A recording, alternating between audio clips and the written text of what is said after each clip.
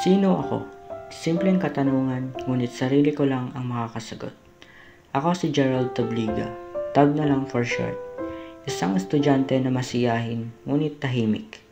Nahihirapan, ngunit kinakaya. Palangiti, ngunit nasasaktan. Estudyante ako na hindi alam ang daan na patutunguhan, pero natututong humarap sa hamon ng mundong aking ginagalawan. Estudyante ako na may maraming pagkakamali, ngunit nagpapatuloy sa pagtupad at pagbuo ng mas marami pang mga pangarap. Sa mundong ito, napilit tayong binabago. Mundong malawak at di alam ang silbi ko. Ako'y isang tao na may layunin.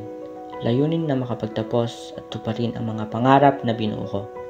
Tanong ng marami, pansariling layunin nga ba ito? Hindi. Dahil ito ay aking pinagsisikapan para sa taong ito. Taong ito na gusto kong paghandugan ng mga pangarap at tagumpay na nakamit ko. Ang taong ito ay ang aking pamilya. Aking pamilya na naging sandigan at inspirasyon sa bawat pagsubok na kinakaharap ko. Isa lamang ito sa lahat ng layunin ko. Malawak ang mundo. Hindi natin alam ang kahihinatnan ng mga layuning ito.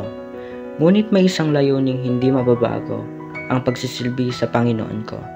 Panginoon ko na nagbigay ng lakas sa akin sa pagharap sa mga hamon sa mundo.